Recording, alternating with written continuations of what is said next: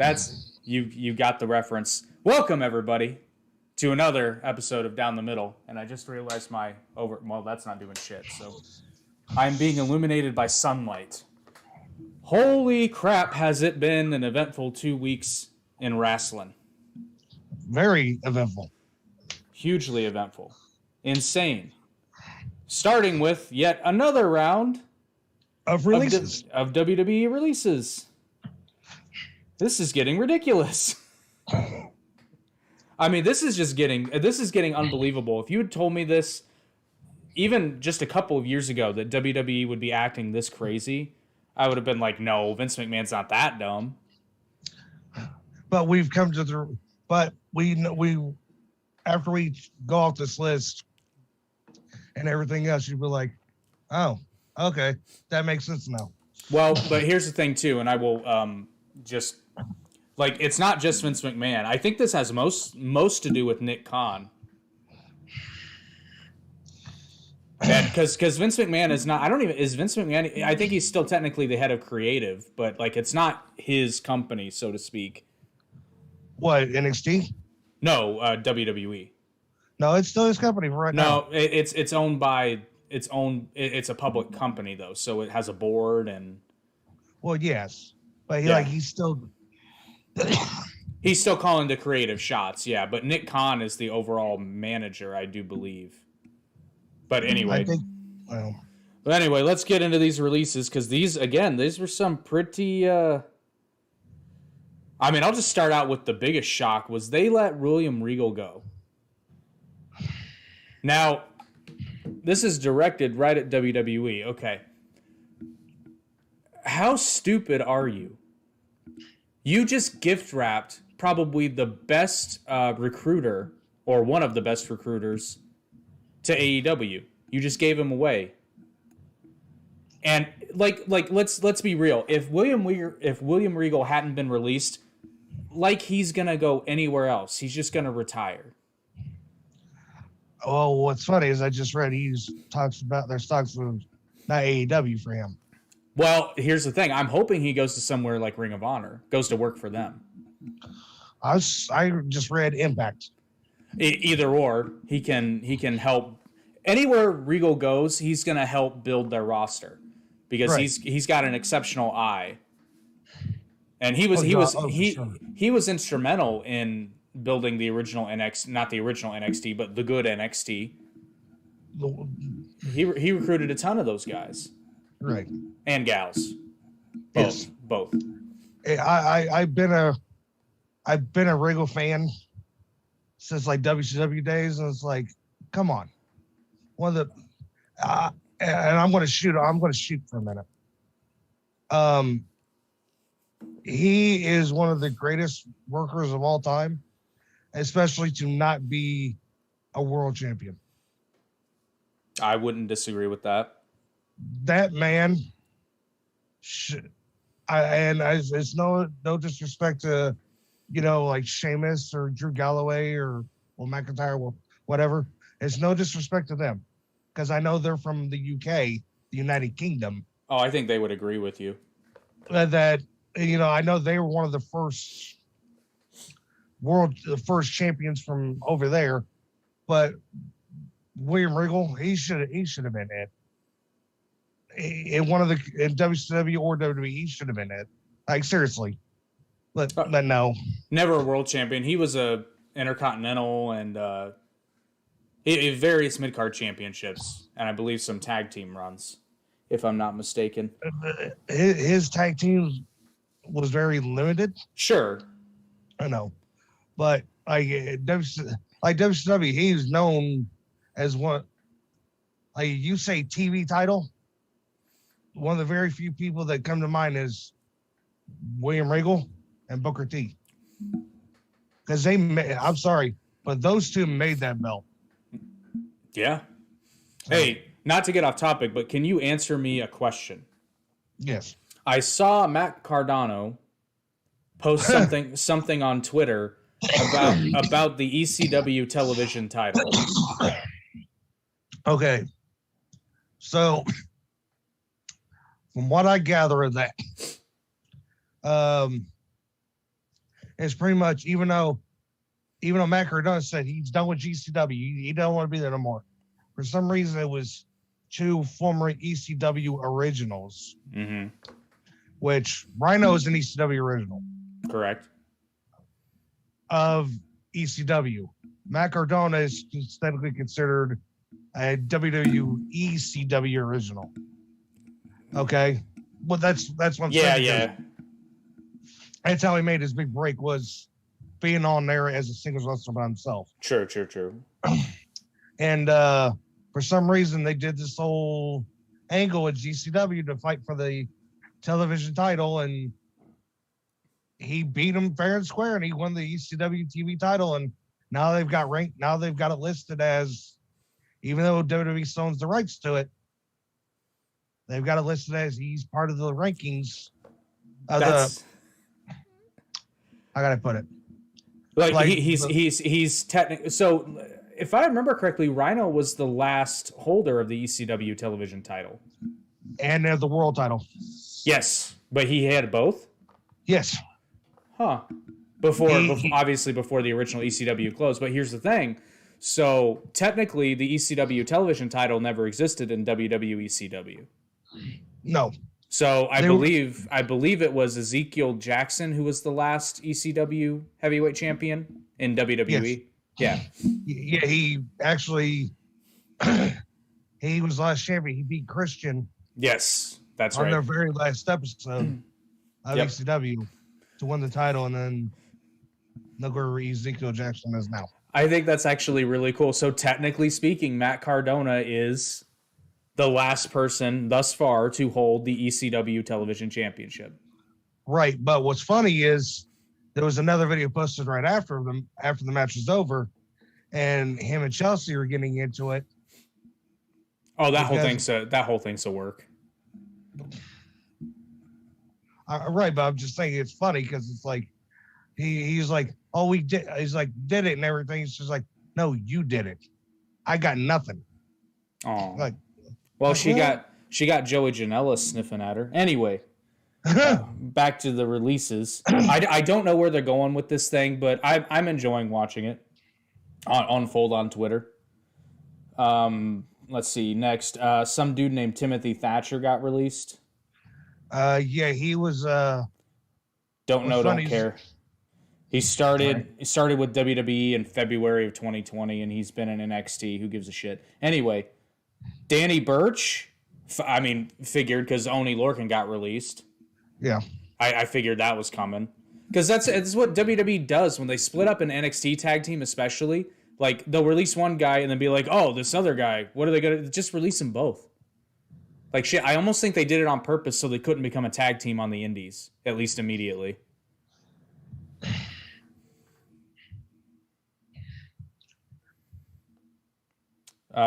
This is huge. They released Scott Armstrong. Mm-hmm. Like, wow. One of the big referees. Yeah, now this article says he was furloughed, which, let's be real, they fired him. And then more importantly, they fired his brother, old Road Dogg. Oh, yeah. One of the best agents in the business who, let's be real, he's going to AEW. Like tomorrow. Have you not seen a trend of like all these people that's got released? Well, which I've seen a few trends actually. It seems like, well, and Jim Cornette pointed this out. It seems like anytime AEW really needs something, WWE releases a few people that can do just that. Because one of the things, and this is a legitimate criticism, and if you want to hear more about the specifics, listen to Jim Cornette's podcast. I don't agree with everything he says, but I'll be honest, a lot of the times he's right. He's a little overly critical on some things, but he has a point. And one of AEW's biggest problems is there doesn't seem to be a lot of hands-on planning of matches, or in the sense that, like, oh, what was it? One episode, there were 5 table spots in one show, for example. Oh, okay, you're right, yeah. That kind of stuff.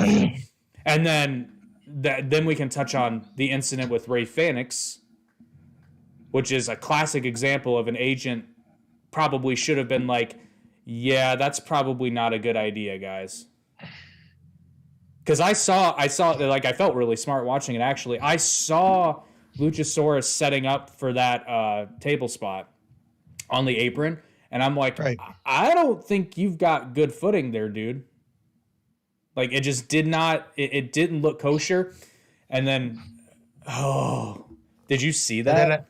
And then it happens like, oh no. Oh, and then they showed the replay.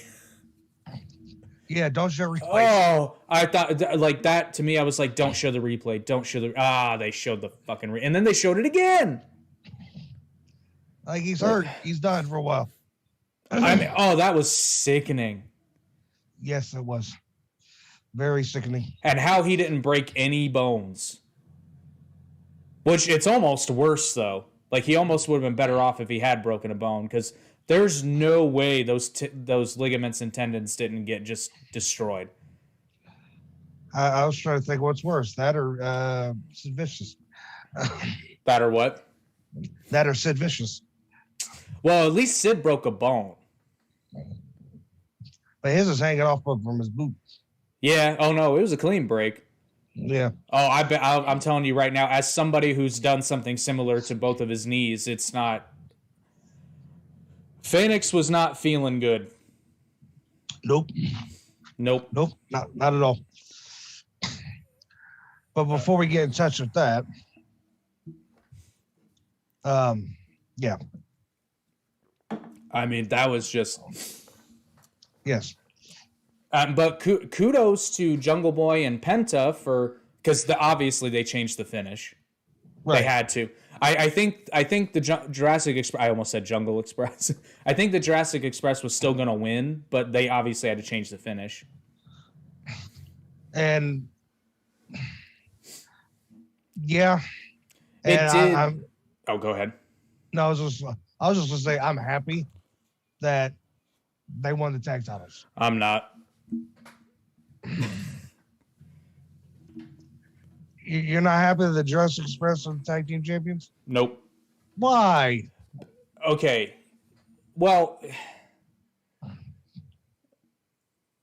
I'm not going to comment on work ability because, again, I'm not a worker. But to me, it seems like the way they're portrayed is not the way you portray a team that could be tag team champions. Okay. And what I mean by that is, like, they're both exceptional, but you don't get to see it.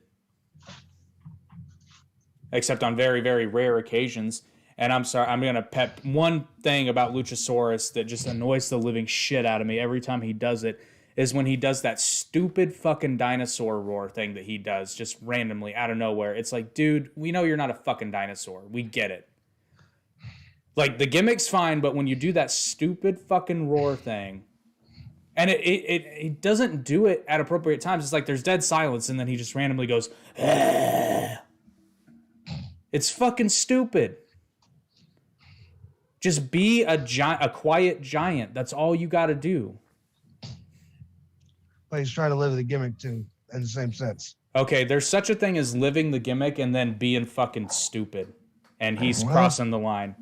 Because, okay, living the gimmick is like Darby Allin lives the gimmick.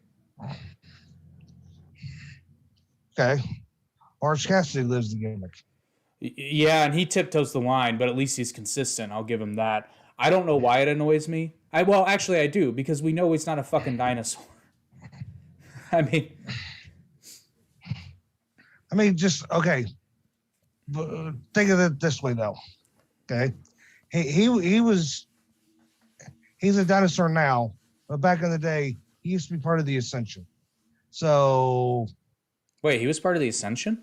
He was the original. Oh, okay. I thought you meant the tag team. I'm like, no, he wasn't. Yeah, the original. Gotcha.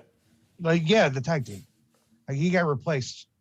Right, but you're not talking about, oh, God damn it. Connor and Victor? Yeah, Connor and Victor. Yeah. Yes, that's what I was meaning.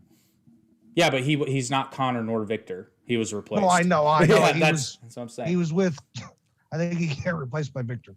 I think. Boy, talk about a tag team where they just completely fucked them up when they moved them to the main roster. LOD 2.0. Do what? LOD 2.0.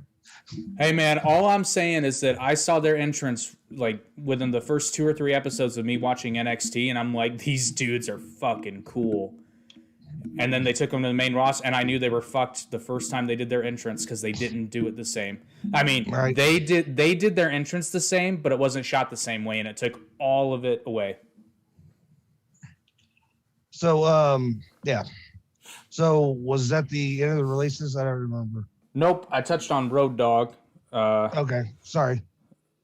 Apparently, they released Hideki Suzuki, who only got hired in April of 2021. Oh. So, don't know who he is. We talked about Road Dogg, Jesse James. He's gone. He's going to go to AEW. Probably Scott Armstrong will end up in AEW. Hopefully, they're both agents. And plus, Road Dogg's history with Billy Gunn, who's also an agent. Who, by the way, if you didn't see, just filed for the trademark of the New Age Outlaws. There we go. See?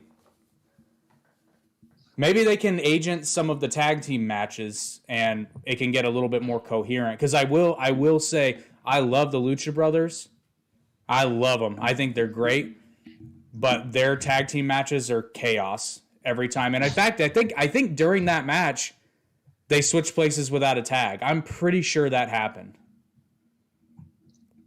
Well, but I know they're okay. But the thing is, though, is I think they got lucha rules in AEW, don't they? Not all the time. Okay. And here's the thing, though. If they want to do that, that's fine. But they need to say it. You know what I'm saying? Right. Because, for example, FTR has a rule in their contract where if you're in a match with FTR, you have to use the tag ropes.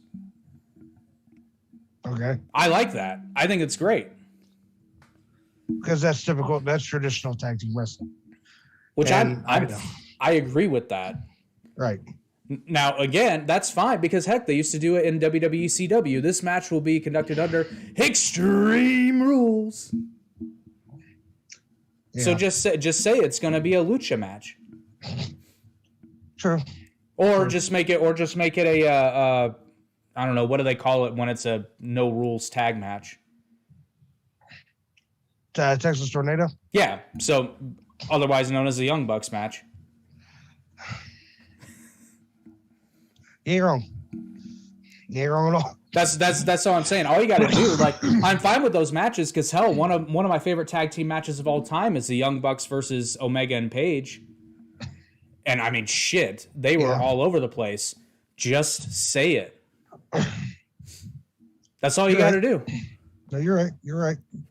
All right. I disagree with that. And then, last but definitely not least, they released Samoa Joe again. Oh, if he does go anywhere, he'll go to. I know everybody will say AEW, but I think he'll show up in Impact. Yeah. Well, because here's the thing: AEW's roster is getting pretty stacked, and there's already been. And I'm not going to speak on the truth of these matters because I'm not there. But there have been a handful of people who are now saying that the lower tier talent on AEW is getting overshadowed, which I mean. That's going to happen. When you have CM Punk and Bryan Danielson and Adam Cole, you're going to replace the lower tier talent. It's just going to happen. But I would also like to say that I think AEW, all things considered, still does a really good job of showcasing that the I don't even want to say lower tier, but the younger talent, the up and comers. Well, that's why you got all the guys who was just in a feud. Disappeared, and now they're back to be in another feud. Who's that, Bear? Who's that, Bear Country? No, I was talking about what are they? The Varsity Blondes. Oh yeah, old Griff and Brian Pillman. Jesus, that's embarrassing. Anywho, yeah. So that was it. That was it for this round of WWE releases. Well. Did you notice the trend of why all these people got released? This go around, Yes, they were Triple H's boys for the most part. exactly. So Actually, I think just, they were probably all Triple H's boys. I just can't speak Yeah. to the younger NXT talent. they pretty much have now. This is what I've seen. This is what I've realized. They have now got rid of anything and everything to do with Triple H. All right, so I'm calling it. Because- I'm not saying this is going to happen, but I'll tell you what, boy, would this be awesome. WWE is going to release. This is a fantasy world, but if this happened, it would be so great. WWE is going to release Triple H. And no, hear me out. And Triple H is going to become head of creative at Ring of Honor. And watch that company take over WWE in 2 to 5 years. If Ring of Honor had the money, and heck, here let's really think about this. Ring of Honor doesn't really even need to have the money up front, because if Triple H calls you, like, you're not going to go to that show. Like, you're not going to go work on that show. Right. If Ring of Honor hires Triple H and William Regal, holy shit. Even if they just hire William Regal. Oh, yeah. Book our shows. Ring of Honor will be making money in no time. Unless, right. I mean, as long as they don't just self-sabotage themselves. And I think we need it. I want to see Ring of Honor become a legitimate number 3. Or Impact, or anybody. Could you imagine if Triple H went to Impact?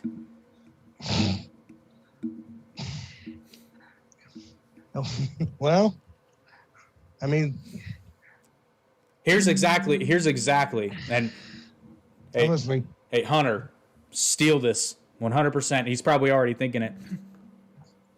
If Triple H is more likely to leave WWE than be released, but that would cause family problems. But if for some reason he did get released or left and decided to go somewhere like Ring of Honor, show up on AEW Dynamite and do an invasion angle. Well, right now we're Tony Khan will play ball. Oh, I know, but right now we already got an invasion angle. Right, exactly, it's already happening. But I mean, holy shit, dude! Could you imagine the ratings if Triple H just randomly showed up at the end of a Dynamite the next week? I mean, the ratings would be through the roof. So you're saying Ring of Honor needs to stop doing it with Impact and go to AEW? Yes. As of right now, Impact's a waste of time. I think Ring of Honor needs to, if they're going to do an invasion angle anywhere, it needs to be AEW. Because it's a bigger exposure. Like, dude, I try to watch Impact and I can't. Well, I was shocked on the pay-per-view and everything when all that did happen, though. No, I mean, I literally try to watch Impact and I can't. I can't find it. No. Oh, you can't find it? No, can't find it. Oh. You can allegedly watch it on Twitch, but I can never find the new episodes, and I can't use the streaming TV app that I have. I can't find their shit. Oh. Because they're on Axis, right? Last I knew they were. Yeah, can't find it. I tried the Axis app, can't find it. Tried DirecTV Stream app that I use to watch AEW, can't find it. Huh. It's not there. Like, Impact, I'm trying to watch your show. Well, help me help you. Well, I did watch the pay-per-view somewhat, and I was like, especially the main event, I was like, holy crap. The main event of their last pay-per-view. What was the main event? It was Mickie James and Deonna Purrazzo. Ooh, I bet that was good. It was a Texas death match. Ooh, I bet that was really good. Except for the finish. What was the finish? You know, well, she has that DDT of hers. Well, for some reason, it's the swinging DDT, jumps up in the air, and then boom. Well, for some reason, Giano couldn't actually pick her up to throw her up and then spin it around for her to drop down on her head. And what's weird about this Texas death match is it didn't make any sense to me, because Matthew Rohrhart, Aiden English, let's just say Aiden English, works in Impact right now. And the rules of a Texas death match is you gotta get a pinfall submission, and then you're eligible. Then if you, like, say Mickey James pins Deano, then Deano still has to get counted out at the count of 10 for the match to end. Okay, and there's no rules, no nothing. But it's stated that if Aiden English gets involved in the match, then Deano gets disqualified and loses the match. And to me, it's like, wait a minute. If there's no rules in the match already, how's that possible? That sounds like an old school TNA gimmick, like a Clockwork Orange House of Fun match. I was about to say House of Death, but I'm like, that's not right. Think of a movie. Yeah, I know Clockwork Orange, but just say it's a fucking no rules match with weapons. Right. By the way, shout out to the viewers watching on YouTube and Twitch. Join the conversation. Let us know what you are thinking about the events in pro wrestling. Conversation makes the show go round. But seeing some of the guys that has debuted in Impact, like Otis. Otis. I thought you were gonna say Otis. I'm like, when did Otis? He's still there. I was talking about Ring of Honor people. Oh, Ring of Honor peeps. PCO. Who? I'm kidding. The Kingdom. What's funny is if you don't know if you've read about this or not, is our ROKC, who was the Ring of Honor Women's Champion, just defended her title against Deonna Purrazzo at a here recent taping, and it was champion versus champion, title for title. So I've read what's happened. So does that mean Deonna Purrazzo is the Ring of Honor Women's Champion? I didn't say that. What, was it a no contest? I'm not going to give it away. I want to let people watch it. Okay, people go watch it and somebody tell me what happened. Anyway, I'll tell you after this. That is a perfect segue into the news about the most recent news about the Forbidden Door opening. Well, that's what I was. Yeah. Tell the people. Tell the people about what's going on with this Forbidden Door. Well, the Forbidden Door is for the first time ever, the TNA Impact, whatever, Knockouts champion is going to be in the Women's Royal Rumble. And not only that, publicly acknowledged by WWE as Impact Wrestling. World champion by Pat McAfee. Yep. And there's also talks of the Forbidden Door open for the Men's Royal Rumble. Who is it, Ben? There's talks of being Matt Cardona or Moose.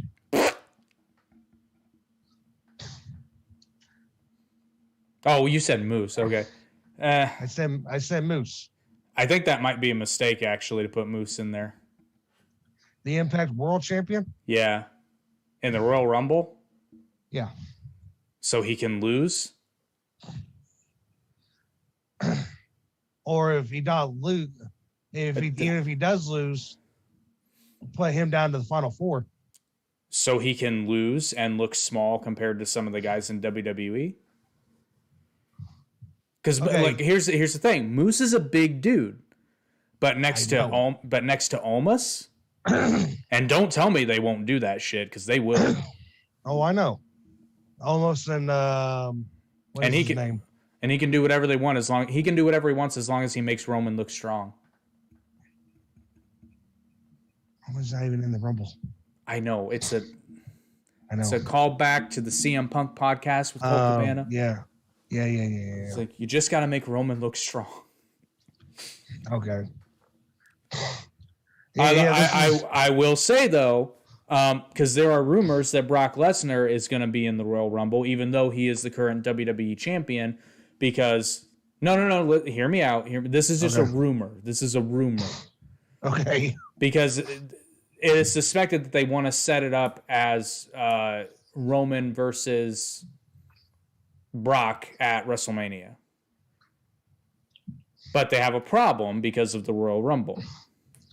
Right. Because whoever wins the Royal Rumble gets a shot at whatever world title they want. Right. So how at WrestleMania? So how are you going to have Brock versus Roman at WrestleMania if you have a Royal Rumble winner? I don't know, because right now, it's Bobby and Brock. Yeah. And Roman and Seth. Okay, so yeah, and that's going to be at the Rumble. Yeah. So even if Brock loses, he'd still have to be in the Royal Rumble for that plan to happen. But the talk says is what I had read is this doesn't make any sense to me. Is the reason why that everything got screwed up when Roman had COVID. Yeah. Day one. Yep. So that's okay. That's okay. COVID screwed up the TNT title thing too. So, which is stupid. So COVID's the biggest heel in wrestling right now. You're right. COVID's the biggest heel in wrestling. You watch, man. The new Raw GM is going to be COVID-19. Oh my God! I don't care what anybody says. Ric Flair is not the longest reigning guy, has the most world title wins. Vacant does. Oh, that's funny. I was about to be like, yes, he does. No, Vacant does. Yeah. Anyway, but what I'm saying is everything got screwed up with Roman having COVID, so that's why he got put in the match to win the belt. That's technically, and I even messaged you this, Seth was supposed to win the belt.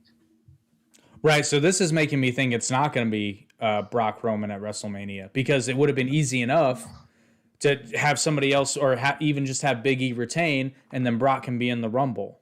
Well, Big E was supposed to lose the belt anyways. Well, I understand that, but you had 5 people you could have put it on, only one of whom was Brock. Well, apparently the favorite to win the Rumble right now is Big E. Oh God. That's what I'm saying. And I'm not disagreeing. I'm not get the cough out. I'm not just stouting on Big E at all. I'm not. I like Big E. I like New Day and everything, but Big E's reign happened, and it went the amount that it should have. Okay, that's what I'm saying. I'm not disagreeing, just doubting what Big E can or cannot do. Did he finally win the big one? Yes, he did. Just like Kofi, he finally won the big one. And their sense the ways they did it was good. I just think it's now time for somebody else to finally do it. And there's not really many big main people to win the Rumble. Yeah, because they keep releasing them. Well, right. But I think the one that's going to win, if Big E doesn't win it, it's going to be Kevin Owens. Yeah, I could see that. Speaking of which, this is a good time to mention that the next podcast, through work reasons, will not be on Sunday. Oh God, I already forgot what day we decided. I think it's going to be on Tuesday of that week. But the good news is that means we're going to be going live before the Royal Rumble. Yes. So we can share our predictions for that card. And it's Tuesday, right? We said? Yes. Tuesday at 9 o'clock? 9:30? That's fine. Cool. Next Tuesday, not this coming Tuesday. The Tuesday after. Yeah. So the Tuesday before the Royal Rumble. Yep. Watch it. Or, you can just check out the stream and all other past episodes on our various audio streaming platforms, or you can always go back on the old YouTube machine. And you can also check out clips from the show on the YouTube machine, and, you can share them with your friends and tell them what your 9th favorite wrestling podcast is and that they should check it out. Yes. And buy a fucking shirt too, you cheap bastards. Anyway, So Mickey James will be in the Women's Royal Rumble, Yep. where she will not win. Nope. Holy crap! If she did, though, that'd be cool. That'd be some cool shit. I would be shocked. Well, even Impact were even talking about it and everything. I'm surprised that Mickey James agreed to set foot in a WWE ring after what they pulled when they released it. And I know I was shocked too, but it's like it's good for Impact though. Yeah, it's like the Forbidden Doors opening, and what Forbidden Doors opening for everybody, especially when I also read that, I don't know if you read this or not, is they're trying to do something with AEW. Who, WWE? Yeah. Because there's a bunch of documentaries coming up right now that they need to do. And a lot of the people to do those documentaries is in AEW. Oh, yeah. Huh. You know, it's funny because I'm on a forum and somebody had posted a topic about like it was a cool little fantasy exercise. It's like if you could trade 3 people for a year, if you could trade 3 people from AEW and WWE, like vice versa, for a year, who would they be? And that just reminded me, I'm going to look mine up because I thought mine were pretty good picks, but I wonder what your opinion is. Nice little fun exercise here. Let me just pull it up real quick.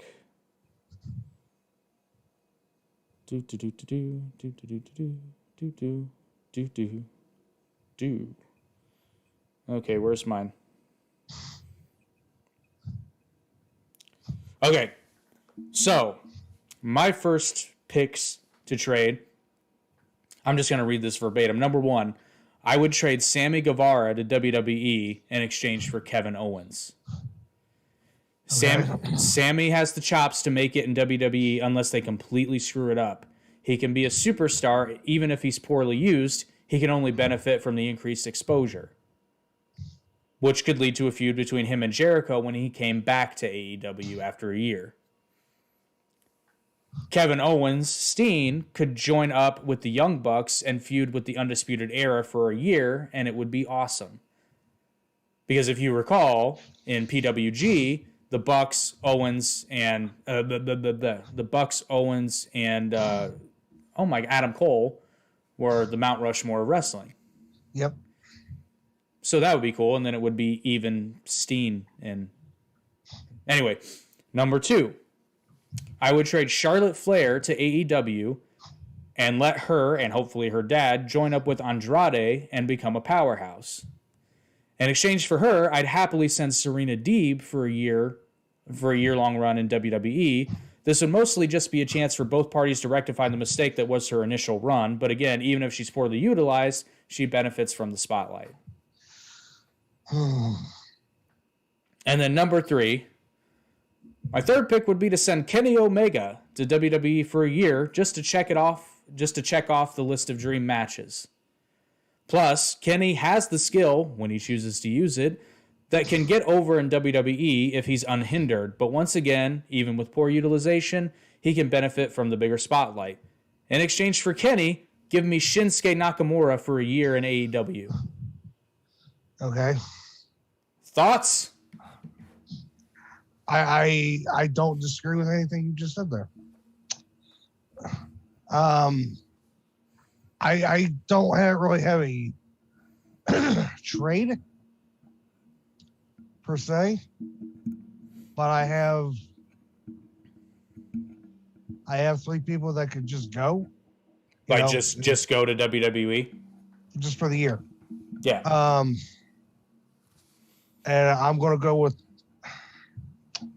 MJF. I agree with that.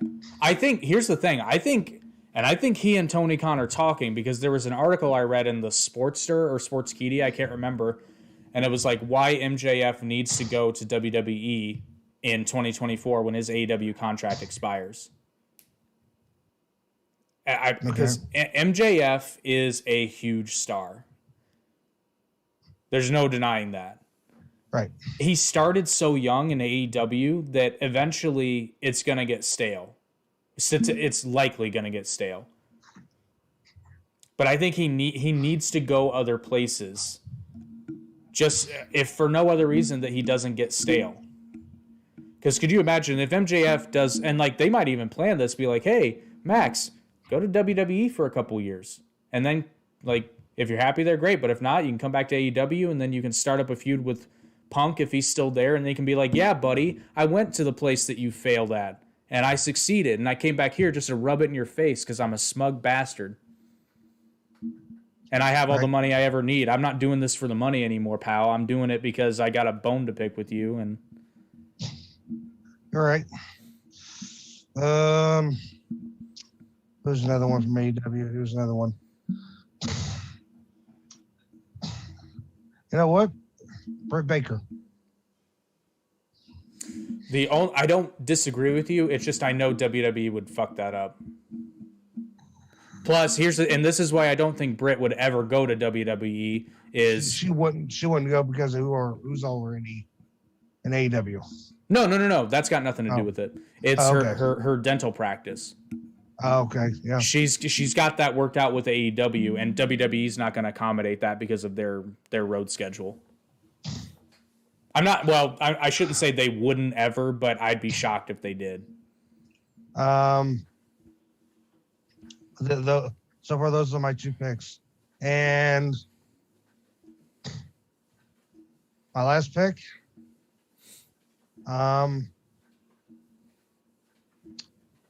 I finally want to see your boys in WWE. My boys. I want to see how they do. Who are my boys? Young Bucks. I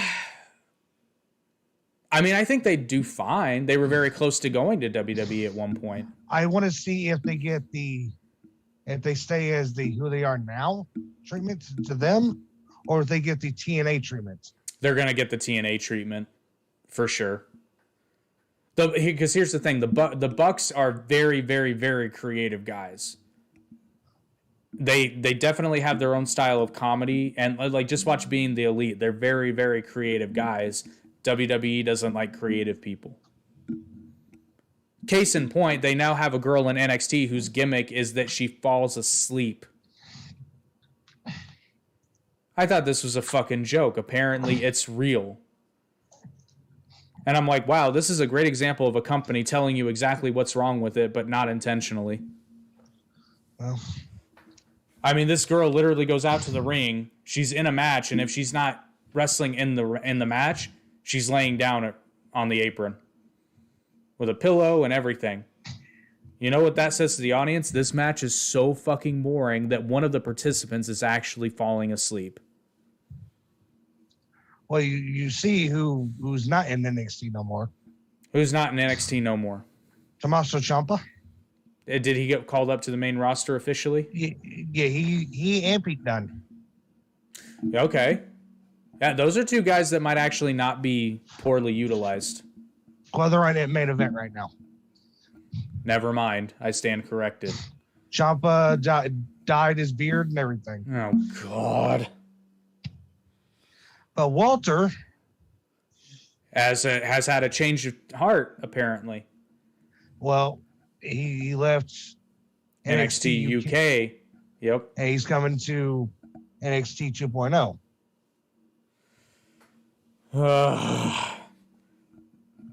I mean, they got to have somebody feud Braun Steiner. Young Steiner. Okay, so remember how when who is NXT champion now, but you remember how when we first talked about him and I said the whole reason they changed his name is because they don't want to use the Steiner name, blah blah blah blah blah. His fucking uncle appeared on the show. No. Or was it his dad? That was his dad. Oh, his dad. Somebody with the last name Steiner appeared on the fucking show with a lower third that said fucking Rick Steiner. Yeah. What the fuck? I know. They publicly acknowledged that it's Rick Steiner's kid. Yeah. But his name's fucking Braun Breaker. Exactly. This is fucking stupid. I agree. fuck? It's not so much the problem of Rick Steiner, it's the problem of his uncle. Don't care. There's more than one Steiner. There's there's a few of them. Why'd you change his fucking name if you're gonna...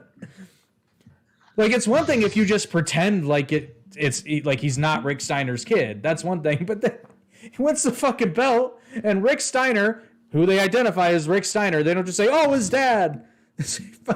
That's Rick Steiner's baby boy, but we named him Braun Breaker.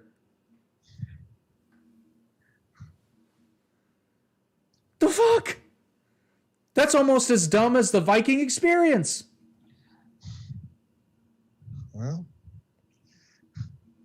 like I said, and especially after he won the belt, he destroyed the black and gold NXT logo. Triple H's NXT is officially done. Okay, so NXT is going to be dead in a year or two. It's going to be done. Yep. I mean, from what I understand, their ratings have already drastically gone down. Like, correct me if I'm wrong, but I think their ratings are now lower than they were when it was just on the WWE network. I think they are. So they are.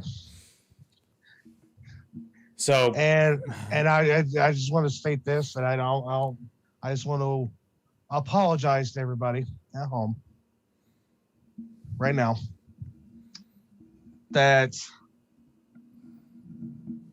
we have a new TBS champion. That's not an apology. There's no reason to apologize for that. We've crowned the first ever Godfather's champion, the one, the only Jade, that bitch Cargill. I wasn't going to call it that belt because her daughter was at ringside. What? I didn't. I said the Godfather's championship. Exactly. Stopped. That's the tame way to say it. I know. That's why I said the TBS title. Let's be real, though. That was an awesome moment with her and her daughter. That was pretty cool. Yeah, it was. That was awesome.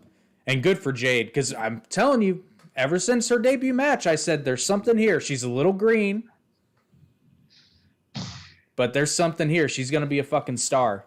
You proved me wrong. You proved me wrong. You owe me 50 cents. I get you strawberry milk. We'll call it even. There you go. I'm not going to lie. When I watched that match, I got a little satisfaction. I was like, haha, told you, fucker.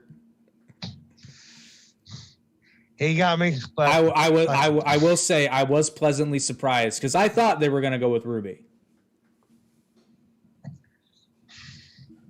But now we got two heels champions. That's fine. Which is, I look at wrestling logic. That's why I said it when I said it. Well, I mean, look at it this way for wrestling logic, though. Like, heel champions tend to be champions for a long time because the babyface needs something to conquer. You're right. Well, I think it's a little time for. I'm sorry, but I think Britt has had her run now. I agree. I wouldn't be opposed to her losing it as long as it's not to Riho.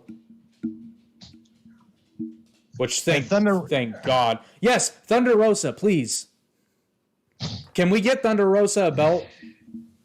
I think Revolution is coming up and everything. Well, and Double or Nothing's first, but I think it's in March, they said. What, Double or Nothing? Yeah. It shouldn't be because I always say this. Oh, no, you're right. You're right. I'm wrong. I was going to say because if nobody does follow out there, get your Shop Elite crates out there. As you see right here, where the brand new Malachi Black shirt. Ooh.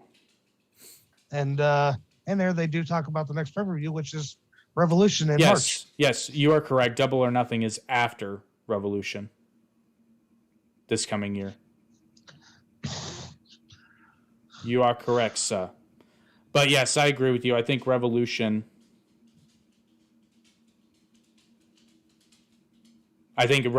we might see Because Britt's had a hell of a run. She needs a break. And plus, they're kind of hinting at maybe she's going to be buddying up with Adam Cole for the foreseeable future. Right. To do some kind of stable. You know what I would like to see? If it's not Thunder... Well, no, Jamie Hayter's not ready yet. And I say not ready in the sense that she wasn't on TV for a long time, and then she joined up with Britt. So from a storyline perspective, I don't think she's ready. Although I would like to see that match one day. Right. But yeah, I think it's Thunder Rosa's turn. Yes. Let's give Thunder Rosa a belt, because Thunder Rosa's awesome. I've loved Thunder. You know what I mean by loved. I'm not like, oh my god, Thunder Rosa. I've loved Thunder Rosa as a wrestler ever since I saw her on television as Thunder Rosa, because she was Cobra Moon before. But I mean, the way they treated that character in Lucha Underground was goofy as shit, and it's not her fault. But yeah, as Thunder Rosa. Like, first time I saw her on... I'd seen her before some indie videos, but the first time I saw her on AEW, I was like, holy shit, she's a star. Sign her. Yes. And they did. And I thought that was brilliant that they brought her in as NWA Women's Champion. So she was already elevated. It's perfect. Right. It makes a sense. And Jade, and Jade will enjoy a long run as the TBS champion. And we both congratulate her on the Twitter. I mean, on the Twitter machine. Speaking of which, did you catch her ring attire? Yes, I did. That was cool. That was awesome. For those of you that didn't see it, she was Storm from the X-Men. You know what sucks about social media and everything? Spoilers? Is well, besides that, and I'm going off kayfabe here and everything. Sorry. You watch a lot of their stuff, their vlogs and stuff, and you're supposed to hate these people in real life. But then you watch some of their stuff, it's like, I can't hate these people. Yeah, I guess that's the only bad part, is because there's not really, with a handful of exceptions, there's not really such a thing as a heel in pro wrestling anymore. But right. But here's the thing, though. To me, it's unavoidable, because if you look at an organization like the UFC, for example, where, I mean, it's real, it's a shoot. Like, a ton of people hate Conor McGregor. Right.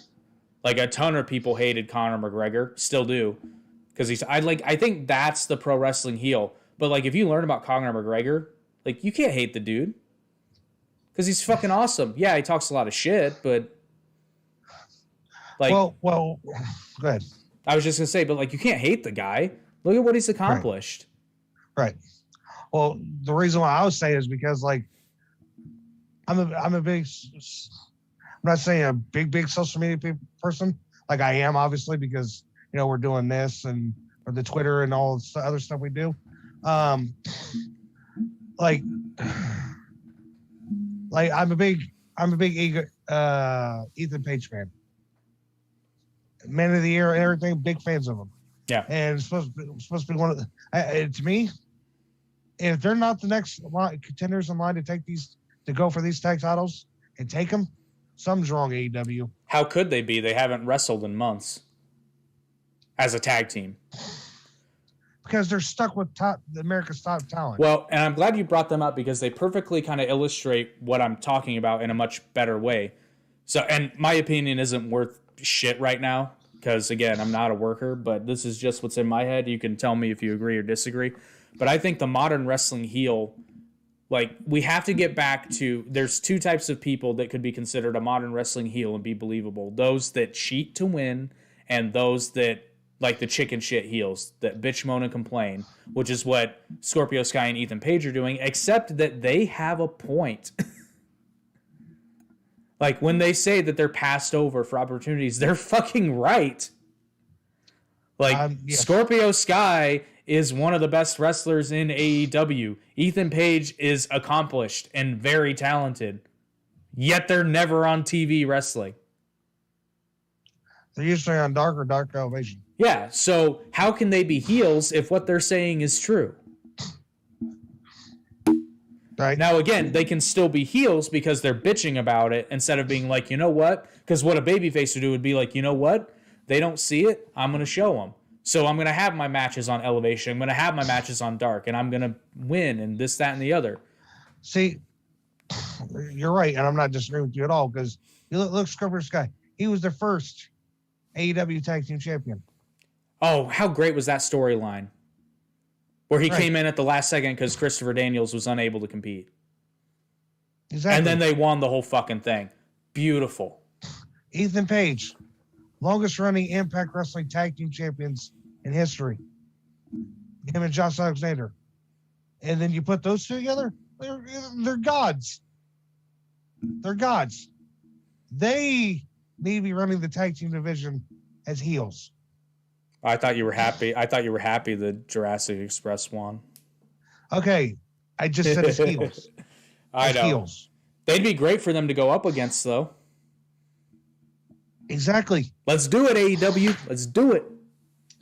Get them away from America's Top Team. I like them with Dan Lambert, but again, let them wrestle. They can't. They won't let them wrestle because they're with the UFC boys. They haven't been with the UFC boys on. It's just been Dan Lambert. But again, I digress. Like, just let Dan Lambert manage them. But to your point though, it does kind of beg the question. Ethan Page and Scorpio Sky don't need help talking. No, because they can talk on their own. Yeah, so they don't really need Dan Lambert per se. And then going back to like the modern day heel, like Cody's a modern day heel, and he's trying not to be. I know. And like Brandy Rhodes is a modern day heel, and sometimes she's trying to be, sometimes she's not. No, she's what she says she is. She's a modern day bitch. I mean, yeah, but that makes her a heel because, like, to me, from my perspective, a modern day heel in wrestling is somebody that the audience dislikes for whatever reason. I know. It's like, that's like saying, yeah, Britt Baker acts like a heel, but everybody fucking loves her. I know we had the conversation about Brandy. Yeah. I was just stating, like, even though she's supposed to be a face, she acts like a heel and everything else. Like, stop. So, okay, another telephone moment though, because have you ever heard that phrase? Somebody better pick up that phone because I called that shit. Yes. So another telephone moment for me. Sky Blue, everybody. She's now being featured on Dynamite. Yep. And Rampage. Called that shit when I was sitting there during her match with Red Velvet on Dark Elevation. Oh, yep. At reminds the live event in Chicago. Oh, yeah. That also reminds me of another thing because of social media. I said, a big fan of Ethan Page because he does these toy hunts. Okay, like he goes toy shopping and he does the YouTubes. He does the YouTubes. Yeah, he actually goes vlogging him toy shopping at a bunch of different toy stores. And one of the most recent episodes he had, I think it was in Pittsburgh, he had Sky Blue with him. Oh, fun. Yeah. And so it's like, this is what I was getting at about a face and a heel is there's faces, there's heels.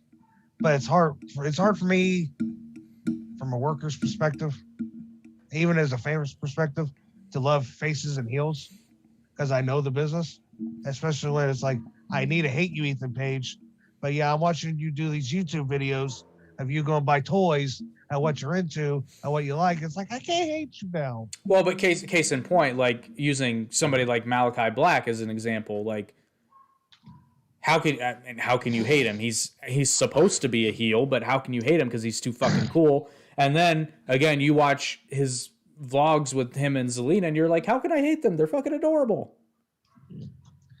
Exactly. Like, how can I hate you guys? Zelina Vega has fucking like 12 cats, and they're all fucking adorable. How can I hate you? Exactly. Ethan Page is a big Power Ranger mark. Oh, I can hate him. I'm kidding. You shut your mouth there, buddy. I'm kidding. He's a big Power Ranger, Mark. It's like, oh no, don't do that. Oh no, I can't hate him. The day that they came to, going off topic here. The day they came to Indianapolis, AEW did. They went to one of my favorite toy stores. It was the one in, not the one that Matt Danhausen at. It was another one. It was the one in Greenwood. It was like maybe a couple miles down the road from the Greenwood Mall. I didn't even know there was a toy store. I'm not a big toy collector, so I don't know. But it's on Madison Avenue. But speaking of toy collectors, you mentioned before we went live, we potentially could have a special guest who is into the figure collecting, like you are. Oh, yeah. We are. Maybe. I think you should ask her. Possibly. Oh. Well, let's see if she wants to come on. Yeah. And you guys you can mark out on your figures, and I can stand here and being like, I got one up there. Well, I was going to more ask her to see if her uncle was going to come on. Well, yeah, but I mean, you've established the thing first. Obviously. Her uncle's her uncle's a pretty big ask. No, sorry, not her uncle, her adopted dad. I was gonna say I thought it was her dad, but anyway. Yeah. All right, so let's digress to because I haven't been sharing enough love to New Japan lately, so I did want to talk about Wrestle Kingdom. First thought: 3 nights too much, guys. I think 2 nights is too much for a wrestling pay-per-view. Yeah, when I knew they did night 1 and night 2. Apparently there's a night 3. That's excessive. I was like, why is there a 3rd night? I mean, but anyway, so we'll breeze through these. Okay. Because again, I have not watched it yet, and now I don't know if I will because the reason I didn't watch it is because I didn't have time, and like, fuck, 3 nights? Jeez. But anyway, share some love with my New Japan people. Apparently, in the pre-show of night 1, they did a 19-man New Japan Ranbo to determine who will challenge for the provisional KOPW 2022 so King of Pro Wrestling 2022 trophy on night 2. And the 4 finalists for the 4A match to do that were Chase Owens, Shima, Minoru Suzuki, and Toru Yano. So that match is going to suck dick because Toru Yano's in it. But I guess if they break his leg early, you can have a good match with Chase Owens, Shima, and Minoru Suzuki. So I'm not even gonna lie, I fucking hate Toru Yano. Anytime he's in a match, I fast forward through it. Anyway, and then we have the former tag team of Yo and Sho, Roppongi 3K, for those of you who don't know, in a singles match, and Yo defeated Sho. Yo Sho. Yeah, so Sho was taken down by Yo. Next, we had a 6-man tag match because New Japan loves their 6-man tags of Kenta, Taiji Ishimori, and El Phantasmo, representing the Bullet Club, against Hiroshi Tanahashi and the Mega Coaches, Ryusuke Taguchi and Rocky Romero. Bullet Club won. But I bet it was a decent match because the Ace was in it. And Taiji Ishimori is a beast. Kenta's awesome. El Phantasmo's very good. Like, nobody in this match is bad. So, next, another 6-man tag. Oh, go ahead. I was just going to say, I read these results too. I was like, Kenta is in Bullet Club? Yeah. Oh, yeah, that's old. People? That's old news. Oh, well. Kenta's been in Bullet Club. Let's say that was news to me. Yep. I was like, Kenta, Bullet Club? Really? He betrayed his hero when he revealed that he was in Bullet Club. Who's his hero? Oh, goddamn. I'm drawing a blank. I know who he is. This is sad. This is what I do when I get on the podcast. Like, I know who all these people are, but I fucking forget them. He's the more Japanese guy than I am. Oh, yeah. I love me New Japan. Jesus. Katsuyori Shibata. Okay. Who, in his triumphant return, because they thought he was going to have to permanently retire for a long time, but he was able to come back to the ring and Kenna kicked the shit out of him. Anyway, and he revealed he was in Bullet Club. Anyway, next, another 6-man tag. Surprise, surprise. Of Will Ospreay, Great O'Khan, and Jeff Cobb, the United Empire, facing Naito, Sanada, and Bushi of Los Ingobernables de Japón. And United Empire won, so bad night for Los Ingobernables, but tranquilo, fellas.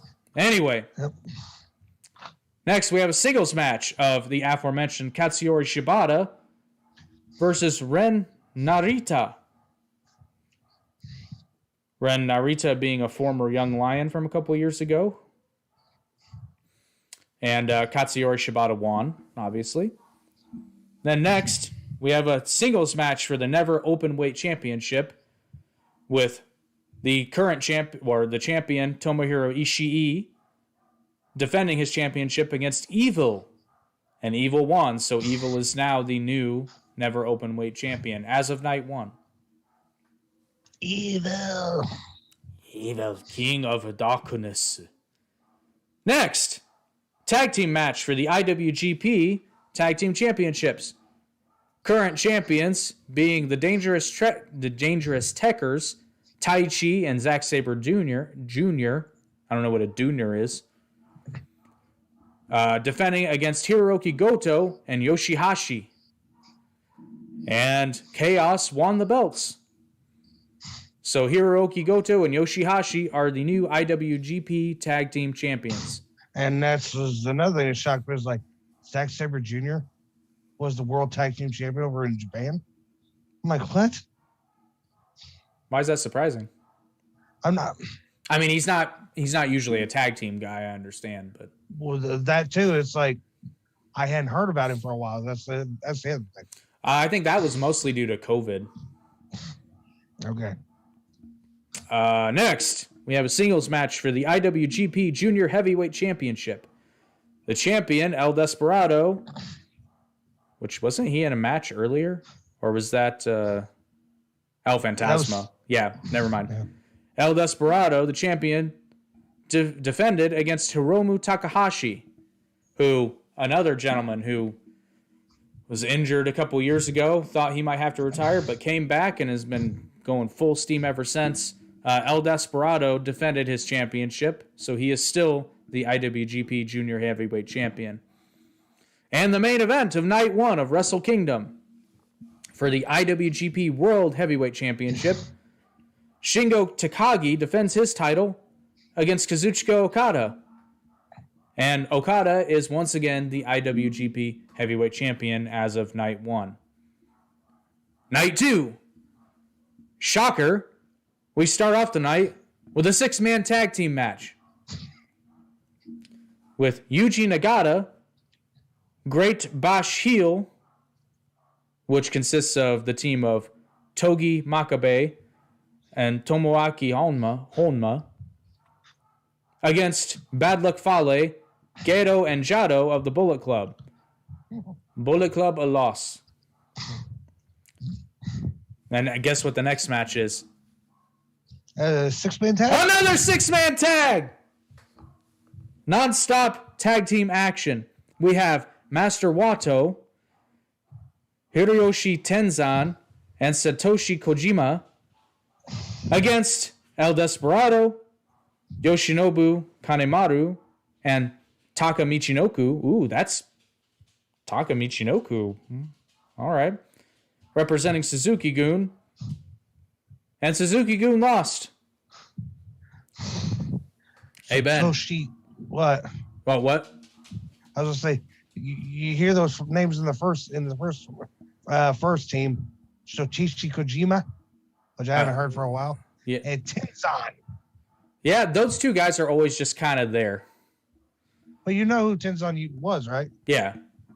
Who was he? Oh, that was hang on. I think I might be getting who wait, Tenzan? No, who was he? I thrown it up there, buddy. He wasn't in the Bullet Club. Who did it first? First, the Click, yeah. No, I was talking about the NWO. Oh, Tenzan was in the NWO? NWO Japan Oh, okay. with Muda and Shono and all them. Yeah. Well, he won his match, so. Hey, Ben. Guess what the next match is? An 8-man tag. It's a 6-man tag! Another 6-man? Another 6-man tag! With. I'm sorry, it's not an 8. I'm sorry, it's not an 8-man. It's not Mexico. Oh, yeah, right. It's not half the building versus the other half of the building. Anyway, we've got Los Ingobernables again, consisting of Shingo Takagi, Bushi, and Hiromu Takahashi taking on another round of Suzuki-gun, that being of Taichi, Zack Sabre Jr., and Doki. And Los Ingobernables picks up the victory tonight, and I'm sure Hiromu was excited. Guess what the next match is? Please tell me it's not another tag match. It's a 3-way tag team match for the IWGP Junior Heavyweight Tag Team Championship. We've got Robbie Eagles and Tiger Mask, the current champions, defending their titles against the Mega Coaches, Ryusuke Taguchi and Rocky Romero, and Bullet Club's cutest tag team. That is literally what it says. Of Taiji Ishimori and El Fantasmo. Alrighty then. And Robbie, the champions retain. Not a lot of love to the Bullet Club this year, is it? Hang on. So I don't know if this is the first time this has happened in New Japan, but we've got some history here. We have a women's match in New Japan Pro Wrestling. We have a Stardom exhibition tag team match of Tam Nakano and Saya Kamitani against Mayu Iwatani and Starlight Kid. Now, I'm a big fan of Mayu Iwatani. I haven't seen as much of her stuff as I would like, but I'm a fan of Mayu. Anyway, the team of Nakano and Kamitani defeated Mayu and Starlight Kid. But that's a big deal, actually, because as you're well aware, New Japan does not have women's matches. No, they got Stardom Stardom's the big women's company over there, isn't it? Correct. But I like this because I'm not that's fine. They can co-promote. I've got zero issue with that. I think they're starting to realize that they need to get some women in there, but New Japan doesn't need a full women's roster because again, you've got Stardom and you've got I think Ribbon is another one. Well, right, but what I'm saying is I'm not saying get an IWGP women's belt. Correct. I'm not saying like that. Just start doing more like on your big shows. Yeah. Like Wrestle Kingdom and G1 and stuff like that. And it's perfect because it helps Stardom out and it gets New Japan the women's matches that it needs. Right. So it's a win-win. Anyway, next match is a 4-way match. The aforementioned 4-way match, the final for the King of Pro Wrestling 2022 Pro Trophy against Minoru Suzuki, Chase Owens, Shima, and Toru Yano. Hopefully they broke Toru Yano's leg and he'll be out for a while, but Minoru Suzuki is the 2022 King of Pro Wrestling, and that is just fine. Because the only bad thing I've ever seen Minoru Suzuki do is that headbutt he did with Mox. That was just weird. It was. Anyway, guess what the next match is? Is it a tag match? It's a 6-man tag! But this time, it's for the never open weight 6-man tag team championships. So this time it makes sense. We've got Evil, Yujiro Takahashi, the Tokyo Pimp, and Sho, the champions, defending their titles against Hiroki Goto, Yoshihashi, and Yo, representing Chaos. Because factions were all the rage in New Japan. Anyway, the champions retain. Okay. So Evil's got two belts. Yes, he does. Evil 2 belts. It doesn't have the same ring. It doesn't have the same ring to it. So, which group is Evil in? No. His best friend's part of Chaos. Chaos? Yep. Okay. Alrighty, so next we have a singles match against Sonata and Great Okan. Sonata won. All right. Next, we got another singles match between my man Tetsuya Naito against Jeff Cobb. And old Naito won that match against Cobb. Both are fantastic. I'm sure it was a fantastic match. Next, we've got a no DQ match for the IWGP United States Championship, one of the prettiest belts in pro wrestling. I know a lot of you don't agree with me, but it's pretty. Anyway, the defending champion Kenta is putting his belt up against Tanahashi, the ace of New Japan. Hiroshi Tanahashi is the new IWGP United States champion. Come to AEW, my friend. You've got a few people that want to talk to you over there. Next, the main event of night 2. Which I've been looking was, Do what? The one match that I'm looking forward to. Yeah, and this is a good one apparently. So I might go back and just watch. I might go back and just watch a couple of these matches. But anyway, for the IWGP the IWGP World Heavyweight Championship, the new champion Okada defends his title against the one, the only, the high-flying, crumpet-eating, tea-drinking Will Ospreay. Yeah, Okada beat him. So now, I'm sure it was a fantastic match. Well, now Will Ospreay will have no reason to coming out with the belt now. Yeah, that's a shame. It's okay. He's still young. Anyway, night 3 starts off with a singles match between Kosei Fujita and Yasutake Yano. I'm guessing these are young lions, but they wrestled to a time limit draw. Yeah, they have to be young lions because it's a 10-minute time limit. Right. They wrestled to a draw. So one of the things I liked about New Japan is they have those young lion matches. And I like the fact that they all dress the same. You kind of get a feel for them, but they're very much still like trainees. I like the way they do that. Next, guess what we got? A 6-man tag. It's another 6-man tag between Hiroshi Tenzan and Satoshi Kojima, joined by Yuji Nagata, against the Funky Express.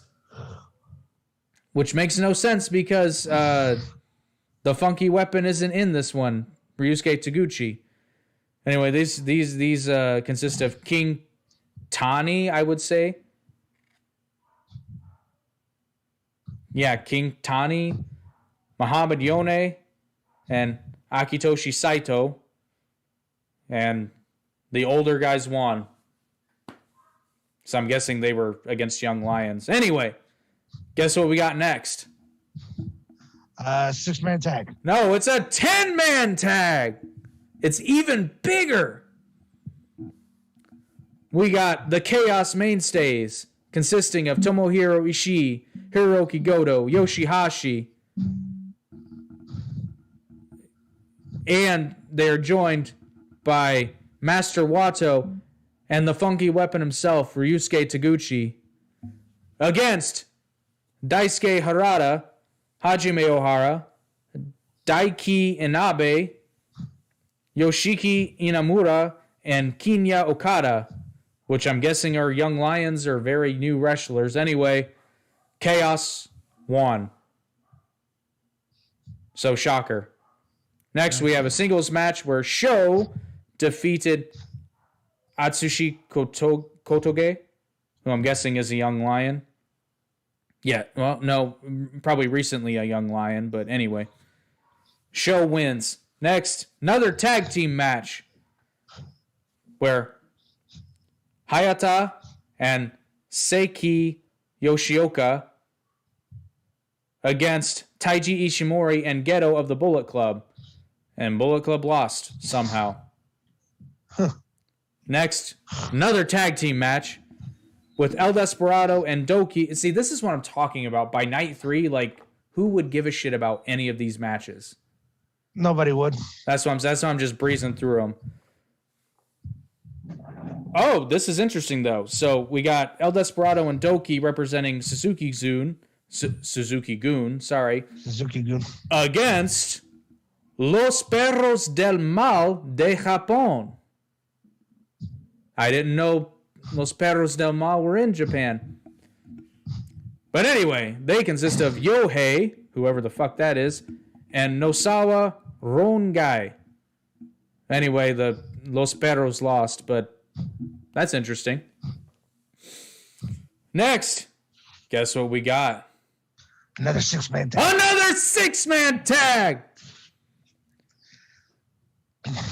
of Takashi Sugiura and Kazushi Sakuraba and Toru Yano against Taichi Minoru Suzuki and Taka Michinoku of Suzuki-gun. And somehow Toru Yano helped them beat Suzuki-gun, so that was probably a goofy-ass match. Actually, you know what? Night 3 is just a throwaway. There's no title belts defended. It's just a bunch of tag team matches, so I don't know why. So I'm just going to breeze through the last ones. Next, we got Go Shiozaki and Masa Kitamiya defeating Evil and Dick Togo. Yes, his name is Dick Togo. Yeah, I remember that name. Yeah. Next, we got another tag team match. Next, we got a tag team match of Naomichi Marufuji and Yoshinari Ogawa beating Suzuki-gun again. This time consisting of Zack Sabre Jr. and Yoshinobu Kanemaru. And next, we got a 10-man tag match of Naito, Takagi, Sanada, Bushi, and Takahashi representing Los Ingobernables de Japón, defeating the team of Katsuhiko Nakajima, Keno, Manabu Soya, Tadasuke, and Aleja. So Los Ingobernables won. And then the main event is a tag team match of Okada, the, IWGP Heavyweight Champion, joined by Hiroshi Tanahashi, the IWGP US Champion, against, for some reason, Keiji Muto and Kaito Kiyomiya. And obviously, the champions won. So that was all. That was all nights of Wrestle Kingdom 2022. I'm exhausted. And the third night was a fuck off crapshoot. So anyway, that was Wrestle Kingdom, and I am exhausted.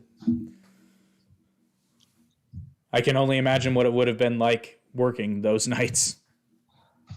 Because by night three, I'm sure everybody's like, yeah, I think night 3 is a little too much, fellas.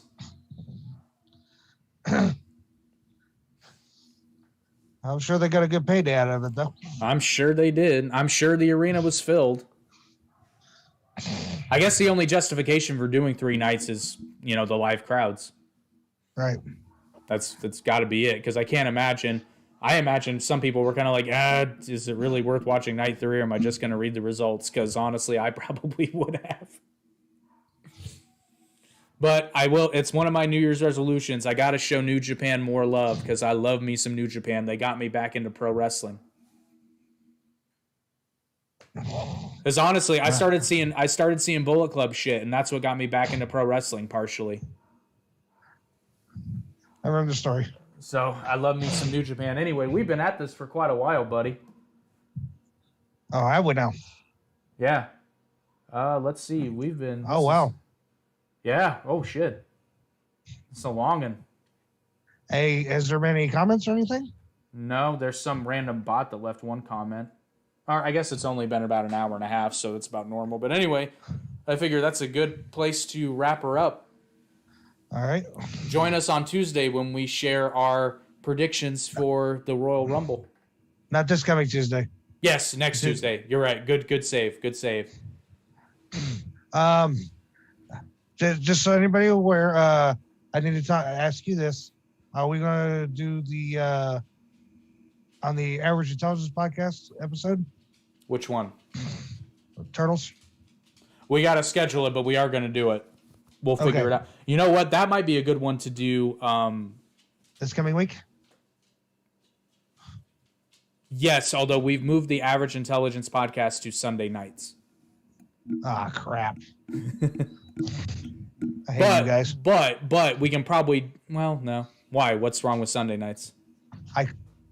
I do my shoot job. Well, yeah, but what time do you get off? At like 1 or 2 in the morning. Oh, fuck that noise. Anyway, so we'll figure out a way to do the Turtles, because probably not that week, but the week after I will probably have to do it via Zoom anyway.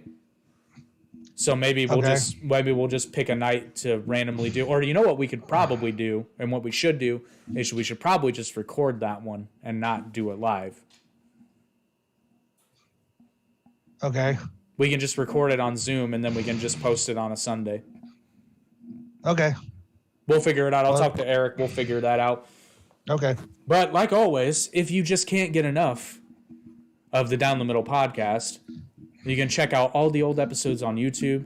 Or if you're at your shoot job and you're just bored out of your skull, you need something to listen to, check us out on Spotify, Anchor FM, Amazon Music now you can find us on. Let's see, what else is there? Apple Podcasts, Google Podcasts. Our contest. Oh, yeah. It's not in the live video link, but it will be in the description after we go live and I change it. We're still having our Down the Middle giveaway. Send in your best wrestling impersonation telling people why they should check out the Down the Middle podcast. There will be a video in the description telling you how to do it. Just to get free wrestling merch, guys. It's easy. It's free. And it's fun. So do it. Yep. And as always, you can check out our official merchandise store in the link below as well. And we will see you guys, not this coming Tuesday, but the Tuesday after that. Yep. Now, go away. We're done.